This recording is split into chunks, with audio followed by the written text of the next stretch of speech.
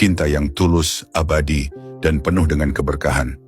Rasulullah juga sering mengingat kebaikan Khadijah saat beliau menerima hadiah dari sahabat-sahabat lama Khadijah. Suatu hari, seorang wanita tua datang membawa sesuatu untuk Rasulullah. Beliau menyambut wanita itu dengan penuh hormat dan berkata, "Engkau adalah teman Khadijah. Bagaimana kabarmu? Apa yang bisa aku bantu?" Ketika sahabat bertanya mengapa Rasulullah begitu peduli, beliau menjawab, "Wanita ini adalah teman Khadijah. Setiap kali aku melihatnya, aku teringat pada Khadijah dan betapa baiknya dia kepada semua orang." Wafatnya Khadijah adalah duka yang mendalam bagi Rasulullah, tetapi juga mengajarkan umat Islam tentang cinta, pengorbanan, dan dukungan yang tiada banding. Khadijah adalah teladan seorang istri yang setia, seorang ibu yang penuh kasih, dan seorang muslimah yang kokoh imannya. Tahun duka cita Amul Huzni, demikianlah tahun itu diingat dalam sejarah. Kepergian Khadijah meninggalkan kekosongan yang tak tergantikan dalam hidup Rasulullah. Namun semangat dan cintanya terus hidup dalam setiap langkah perjuangan beliau. Semoga kita semua dapat meneladani Khadijah binti Khuwailid, wanita mulia yang menjadi cahaya terang dalam perjalanan hidup Rasulullah. Allahumma irham Khadijah. Tahun ke-10 kenabian adalah tahun penuh duka yang menghunjam hati Rasulullah. Dalam hitungan bulan, beliau kehilangan dua orang terpenting dalam hidupnya. Abu Thalib, paman yang melindungi beliau sejak kecil, dan Khadijah binti Khuwailid, istri tercinta yang menjadi penopang setia dalam suka dan duka.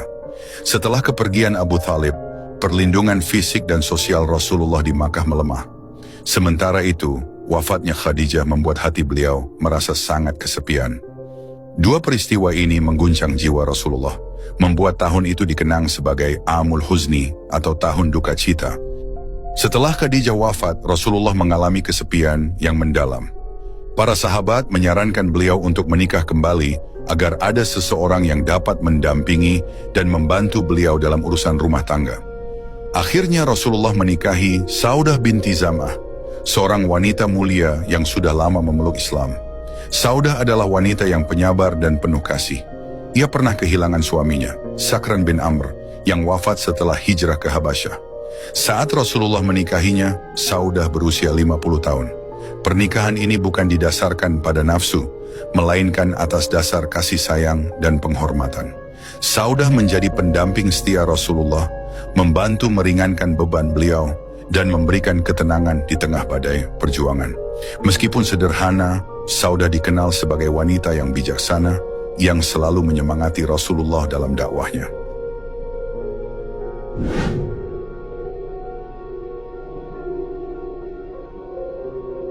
Tekanan dari Quraisy semakin memuncak. Dengan hati yang penuh harap, Rasulullah memutuskan untuk mencari dukungan di luar Mekah. Beliau memilih Taif, sebuah kota subur yang terkenal dengan masyarakatnya yang kaya dan berpengaruh.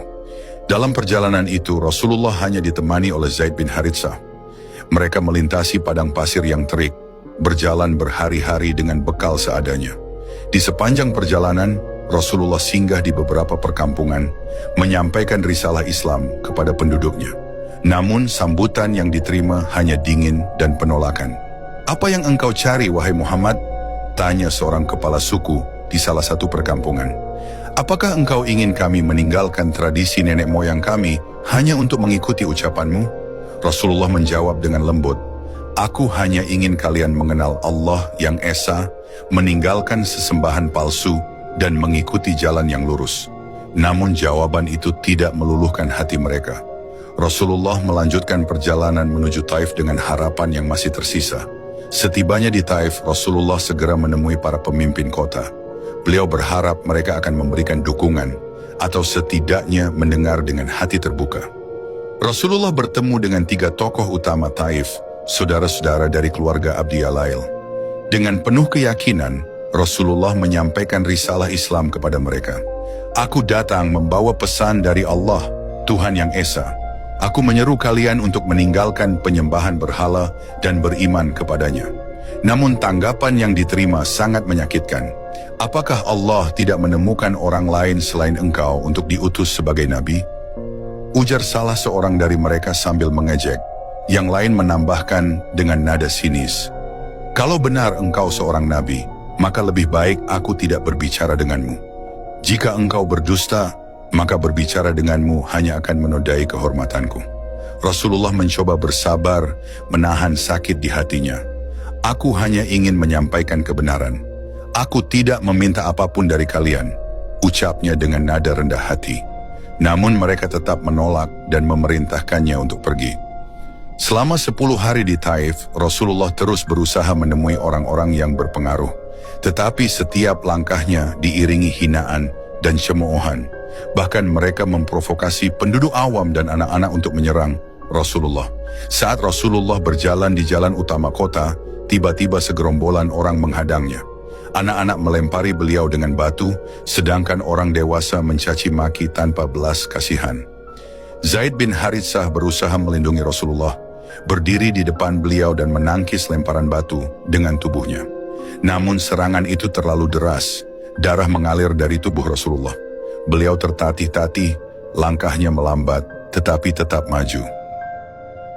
Akhirnya, mereka berhasil melarikan diri ke sebuah kebun milik Utbah dan Syaibah bin Rabi'ah yang berada sekitar 3 mil dari Taif. Rasulullah dan Zaid duduk di bawah naungan pohon anggur, berusaha menenangkan diri. Tubuh mereka penuh luka, pakaian mereka berlumuran darah. Dalam hening, Rasulullah menunduk dan memanjatkan doa kepada Allah. Ya Allah, kepadamu aku mengadukan kelemahanku, kurangnya siasatku, dan kehinaanku di hadapan manusia. Wahai yang paling pengasih dari pemilik kasih, Engkaulah Tuhan bagi orang-orang yang lemah, dan Engkaulah Tuhanku.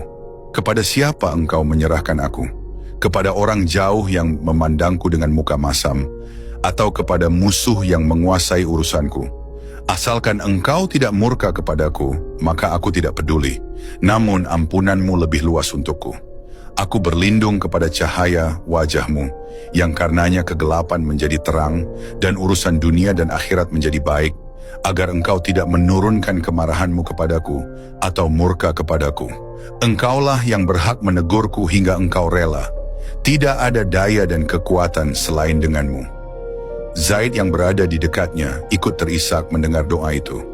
Wahai Rasulullah, mengapa engkau masih memohon ampunan untuk mereka yang telah menyakiti kita sedemikian rupa? Rasulullah menoleh dengan mata yang basah. Karena mereka belum tahu Zaid. Jika mereka tahu, mereka tidak akan berbuat seperti ini. Aku berharap Allah akan memberi mereka keturunan yang menyembahnya dan meninggalkan kesyirikan. Air mata mengalir di wajah Rasulullah. Zaid memandang beliau dengan penuh kesedihan. Ya Rasulullah, biarkan aku yang menanggung semua ini. Aku tidak rela melihat engkau diperlakukan seperti ini, ucap Zaid dengan suara bergetar. Rasulullah memegang tangan Zaid dengan lembut. Zaid, jangan bersedih. Allah menyaksikan segalanya. Selama kita tetap beriman, pertolongannya pasti datang. Rasulullah berjalan pelan, menahan rasa sakit yang masih terasa dari luka-luka di tubuhnya. Zaid bin Haritsah setia di samping beliau, berusaha menutupi wajah sang nabi dari debu dan tatapan orang-orang yang penuh ejekan. Taif yang diharapkan menjadi tempat berlindung, malah menjadi ladang penghinaan yang lebih menyakitkan daripada Mekah. Dalam kelelahan, mereka tiba di kebun anggur milik Utbah dan Syaibah bin Rabi'ah. Kedua pemilik kebun itu memandang Rasulullah dengan tatapan simpati. Meski mereka bukan pengikut Islam, hati mereka tersentuh melihat kondisi sang nabi yang penuh luka. Mereka memanggil seorang budak bernama Adas yang beragama Nasrani. Adas, bawakan setangkai anggur kepada pria itu, perintah Utbah dengan suara rendah. Adas mendekati Rasulullah dengan nampan berisi anggur. Ketika Rasulullah menerima anggur itu, beliau mengucapkan, Bismillah. Ucapan ini membuat Adas tertegun. Dengan penuh rasa ingin tahu, ia bertanya, kalimat ini bukan berasal dari penduduk negeri ini. Dari mana Anda mempelajarinya? Rasulullah menatap Adas dengan penuh kasih. Dari mana asalmu, wahai pemuda, dan apa agamamu? Saya dari Niniwe, dan saya seorang Nasrani, jawab Adas sambil menunduk.